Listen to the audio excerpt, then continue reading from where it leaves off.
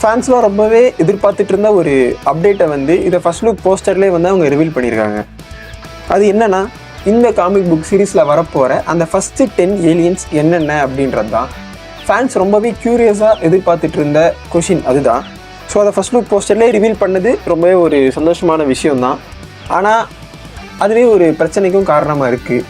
இந்த 10 ஏலியன்ஸில் வந்த அந்த ஒரு ஏலியனால் பென்டன் ஃபேன்ஸுக்குள்ளேயே நிறைய சண்டைகள்லாம் போயிட்டுருக்கு இப்போது ஆன்லைனில்.